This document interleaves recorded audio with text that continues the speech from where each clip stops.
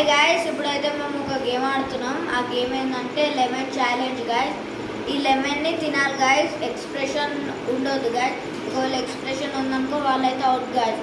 Like share and subscribe guys. Like, share and subscribe. మన target 100 likes and 100 subscribers. Okay